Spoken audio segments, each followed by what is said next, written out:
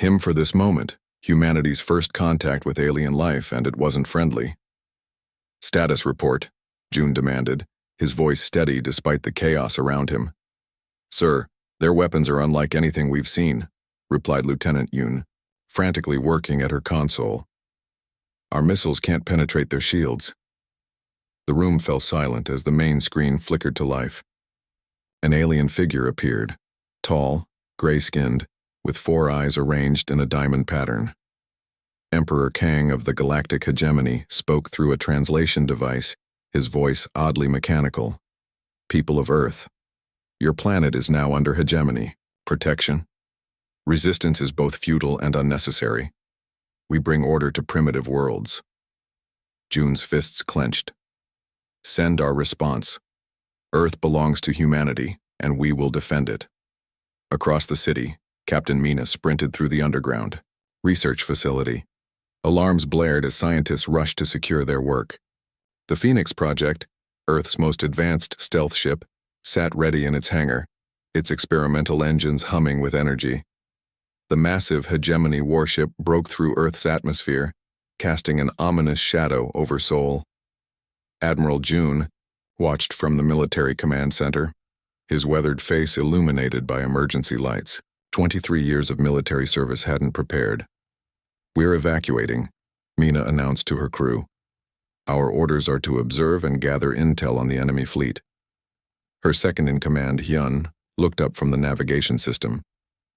"Captain, there are civilian transports still in the air." Mina hesitated only briefly. "Plot an intercept course, we'll provide cover." Above the city, the Phoenix emerged from its hidden base. The sleek black ship seemed to absorb light rather than reflect it, making it nearly invisible against the night sky. Mina guided it between the massive alien vessels, evading detection as they rescued 3 civilian aircraft caught in the crossfire. Meanwhile, Admiral June coordinated Earth's defenses from his rapidly deteriorating position. The combined military forces of humanity launched everything they had: nuclear missiles, laser arrays, and experimental plasma weapons. The hegemony ships barely noticed. "Sir," Lieutenant Yoon called out, "they're targeting major cities worldwide."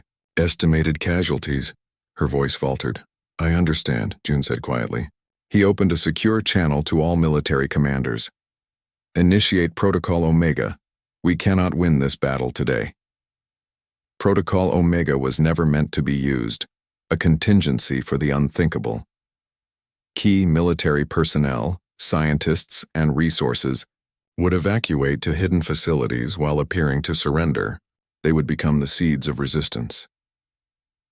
As hegemony forces descended on major cities, Mina received the coded message. She altered the Phoenix's course toward the designated rendezvous point in the mountains. Her ship carried something possibly more valuable than its human cargo: detailed scans of the hegemony fleet. On the command deck of his flagship, Emperor Kang observed Earth's feeble resistance with mild amusement. "Such primitive weapons," he remarked to Commander Dak. "Yet they fight with remarkable determination." "Shall we increase orbital bombardment?" Dak inquired. "No.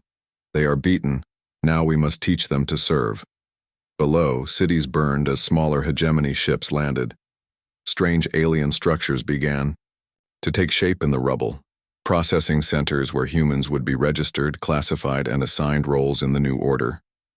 3 days later, Admiral June and Captain Mina met in an abandoned mining facility deep beneath the mountains. With them were 50 of Earth's brightest minds and most skilled fighters. The Phoenix collected valuable data, Mina reported, projecting holographic images of the alien ships. Their technology is advanced, but not incomprehensible. These energy signatures suggest their shields operate on principles similar to our theoretical work. Dr. Seo, head of weapons research, nodded thoughtfully. "We can work with this. Given time and resources, we could develop countermeasures." "Time we have," June said grimly. "Resources we'll need to acquire." He pulled up a map showing hegemony installations already under construction. "They think we're beaten, and officially we are. Earth's governments have surrendered." Mina's eyes hardened. "But the war has just begun." "Exactly," June agreed. "From now on, we're ghosts. We watch, we learn, we gather strength. The hegemony believes they've conquered a primitive species, but they've never faced humans before. Outside, hegemony ships continued to arrive, unloading colonists and administrative personnel. They were settling in for what they expected to be a simple occupation of a defeated world. They didn't realize that deep beneath the surface, the seeds of their eventual destruction were already taking root. 10 years into the hegemony occupation, Engineer Hyun moved carefully through the massive alien shipyard orbiting Earth. He wore the gray uniform of a Class 3 maintenance worker, a position considered suitable for evolved primates as the aliens classified humans. His real identity as a former aerospace engineer was hidden beneath the identification chip embedded in his wrist. Worker 87421, report to Sector 5 for shield calibration, came the emotionless voice of his hegemony supervisor through his earpiece. Acknowledged, Hyun replied, keeping his eyes down as a tall, four-eyed hegemony officer passed by.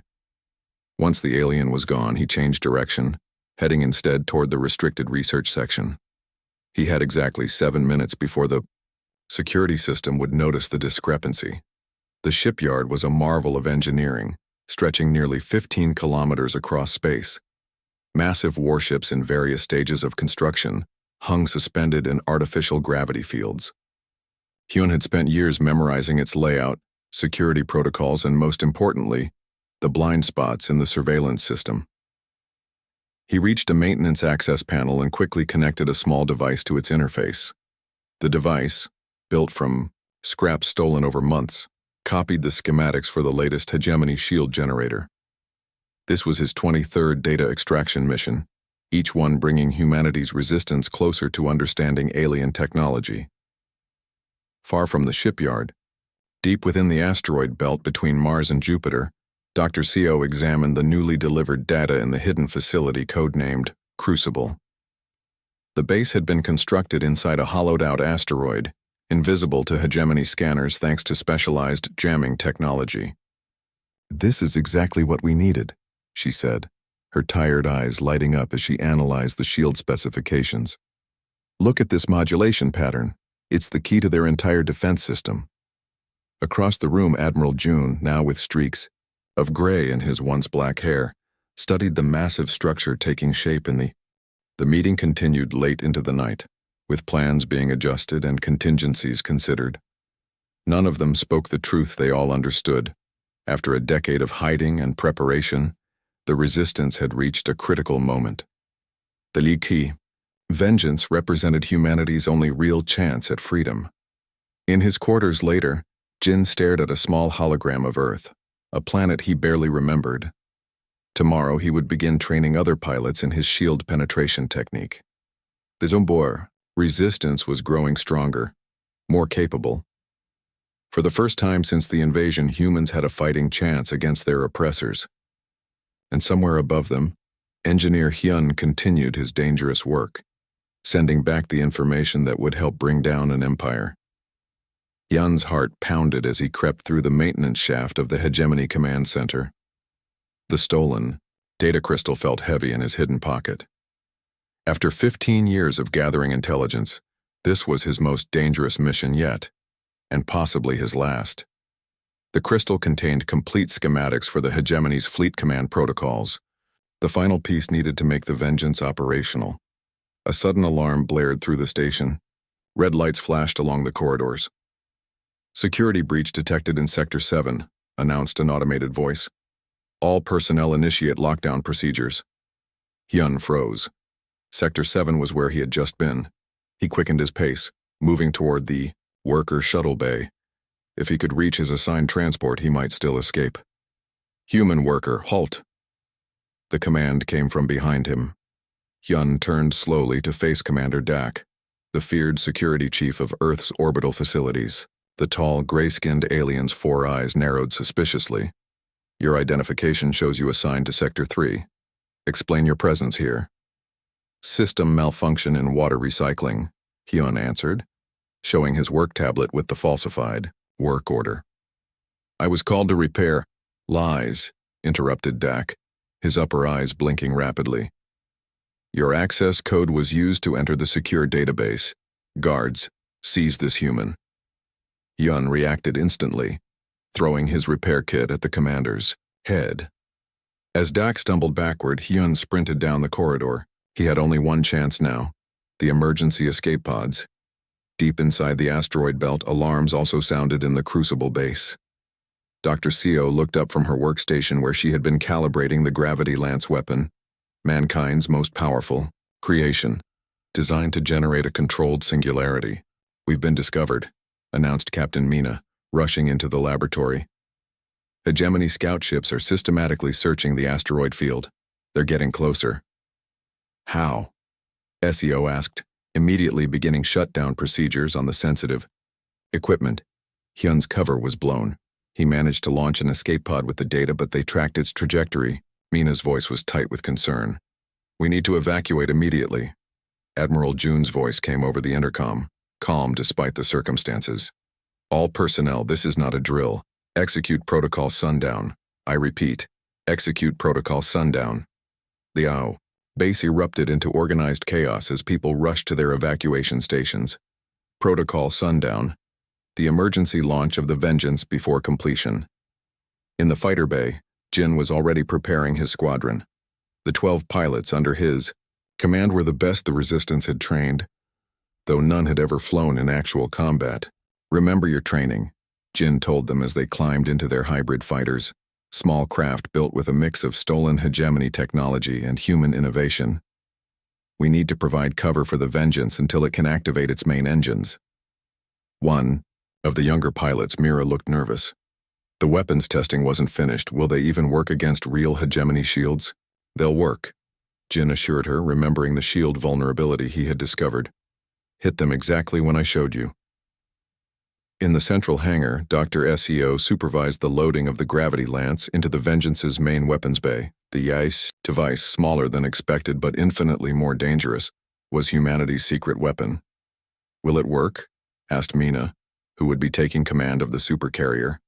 "In theory," CO replied, "but without Hyun's final data, we won't be able to properly calibrate it against their latest shield frequencies." A massive explosion rocked the base. The first hegemony warships had arrived. "We're out of time," Mina said. "Get on board." "Admiral." Jun's voice came over the comm system again. "All essential personnel have boarded the Vengeance. Remaining fighters will launch first to clear a path." In the command center, Jun stood alone, watching as the evacuation proceeded. He had made his decision hours ago.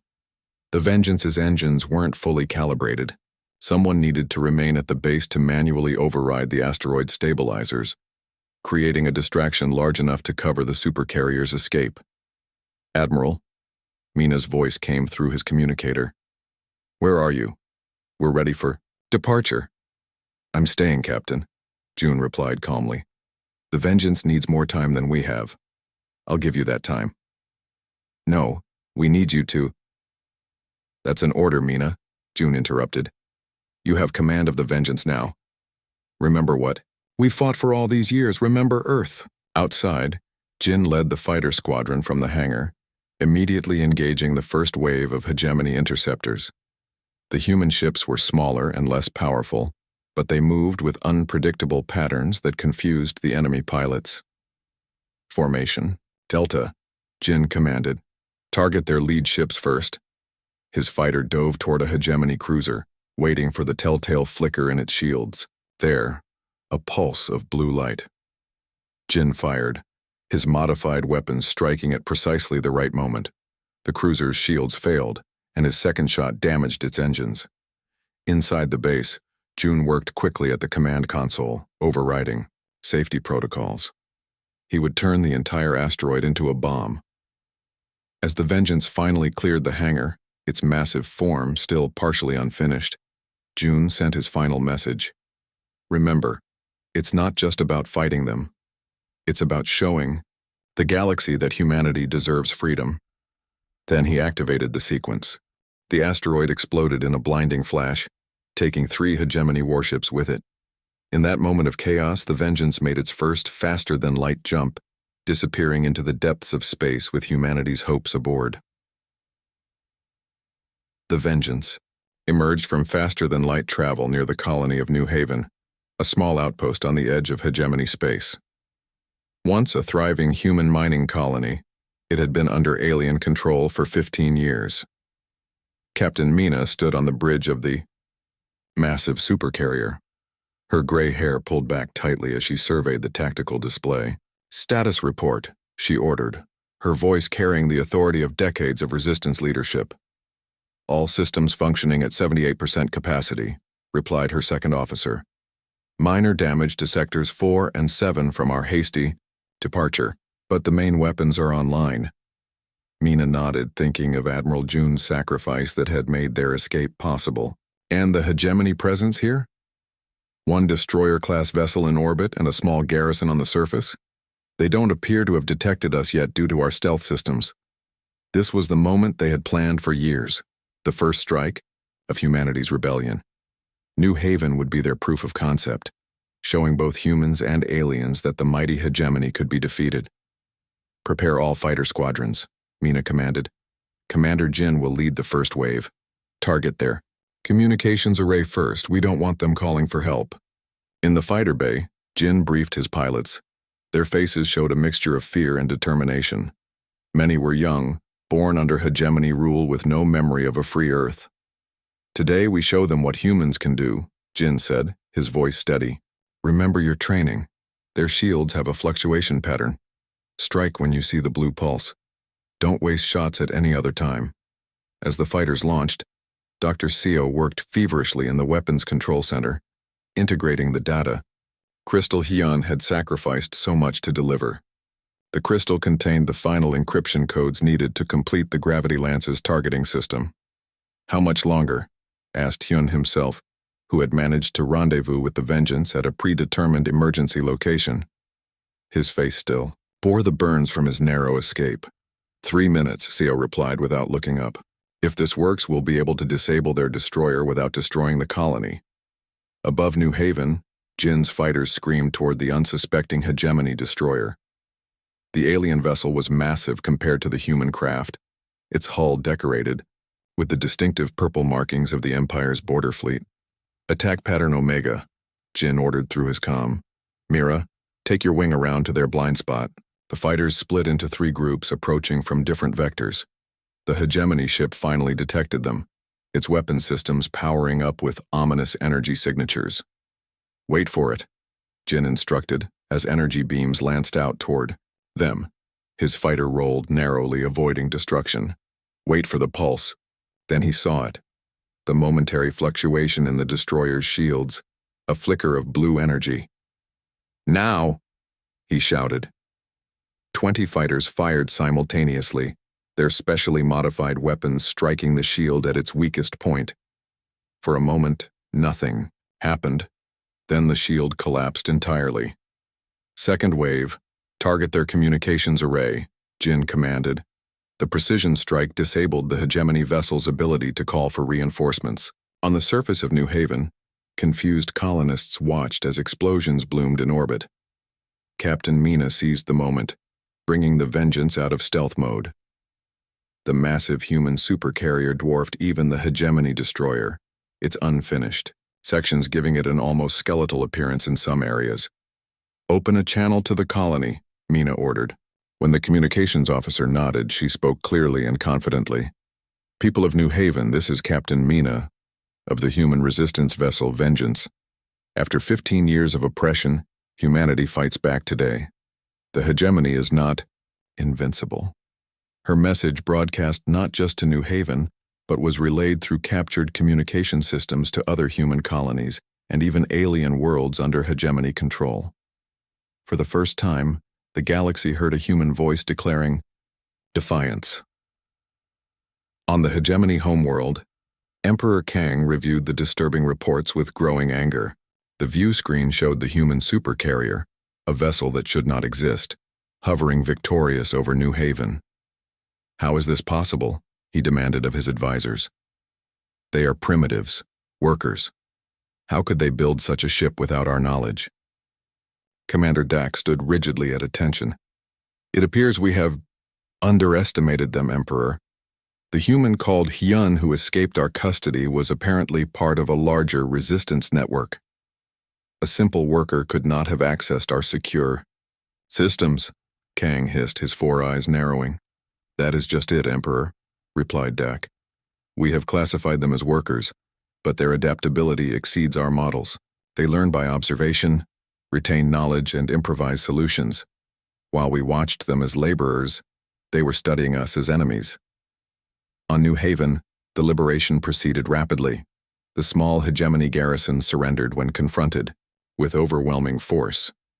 Human colonists emerged from their dwellings, staring in disbelief at the fighters with human pilots landing in the colony's central plaza. Jin stepped from his craft to be greeted by a crowd of shocked faces. A young girl approached him hesitantly. Are you really human? She asked, never having seen a free human in a position of authority. Jin knelt to meet her eyes. Yes. And so are you. Not a servant, not a worker, but a free human. And we've come to help you remember that. Back on the Vengeance, Mina received the first communication from another subjugated species, the Nevlar, a race that had been under hegemony control for centuries. Their message was simple. If humans can fight, so can we. The storm of rebellion was gathering strength, faster than anyone had dared hope. The Azure Nebula glowed with swirling blues and purples, its cosmic gases creating a beautiful but treacherous battlefield. Captain Mina stood on the bridge of the Vengeance, now fully completed and battle-tested after 3 months of rebellion. The Supercarrier's once exposed framework was covered with armored plating, its weapons systems fully operational. Around it gathered the rebellion fleet, a mix of captured hegemony vessels, modified human ships, and vessels contributed by other liberated species. They're coming, announced the censor officer. The Imperial Armada has just exited faster than light. Travel. 87 ships confirmed, including the Emperor's flagship. Mina nodded calmly, though inside her heart raced. This was the moment everything had built toward. Humanity's stand against their oppressors. The rebellion had liberated 12 worlds in their Lightning campaign, but they knew the hegemony would eventually bring its full might to bear. All ships, battle formation Delta, she ordered. Prepare phase shift weapons. Remember our strategy. Divide their forces and isolate their command vessels. The phase shift technology, perfected by Hyun during their months of rebellion, was humanity's greatest innovation. Weapons that temporarily shifted into another dimension before materializing, directly inside enemy shields. It was the ultimate evolution of Jin's discovery about shield vulnerabilities. In the fighter bay, Commander Jin performed final checks on his ship. His squadron had grown to 40 pilots from 6 different species, all united against hegemony tyranny. This is what we've trained for, he told them. The Nebula will interfere with their targeting systems, but it will affect ours too. Trust your instincts and remember, they expect us to flee. They don't understand that humans fight hardest when cornered. Mira, now his second in command, nodded. For Earth. For all free worlds. The Imperial Armada approached in perfect formation, a testament to the hegemony's 10,000 years of military dominance. At its center flew Emperor Kang's flagship, a vessel 3 times larger than even the Vengeance, with enough firepower to destroy a small moon. The humans have chosen to die here rather than submit, Emperor Kang observed coldly from his command throne. Their resistance has been educational, but it ends today. Commander Dak bowed. The rebel fleet is outnumbered 4-1, Emperor. Victory is assured. I want the human captain alive, Kang ordered. I wish to understand how these primitives accomplished so much. The space between the fleets lit up as the first salvos were fired. Massive energy beams and missile swarms crisscrossed the nebula. The rebel ships, smaller and more maneuverable, scattered in what appeared to be chaos, but was actually a carefully choreographed battle plan. On the Vengeance, Dr. Seo monitored the gravity lance, their secret weapon now fully operational. Power at 98%, she reported. We'll get one shot at this. Mina watched as the Imperial fleet pursued their apparently retreating ships, exactly as planned. They're taking the bait, she said. Begin Phase 2. Jin led his fighters straight toward the massive hegemony dreadnoughts. Attack pattern Omega. Target their engines on my mark. The nimble fighters weaved through enemy fire, approaching from the dreadnought's blind spots. When they fired, their phase-shift torpedoes bypassed the powerful shields completely, materializing directly against the engine housings. 3 hegemony capital ships suddenly lost propulsion, drifting helplessly. Emperor Kang watched in growing alarm as his perfect formation broke apart, with ships pursuing rebels in different directions. What are they doing? Order the fleet to maintain formation. But it was too late. The rebel strategy had worked. The Imperial Armada was now scattered throughout the nebula, their superior numbers neutralized by their distribution. Now, ordered Mina, the Vengeance suddenly accelerated to attack speed, heading directly for the Emperor's flagship. Its phase-shift weapons fired continuously, systematically disabling the escort vessel's weapon systems without destroying them. Impossible, shouted Dak as reports flooded in of shields being bypassed. Their technology cannot be this advanced.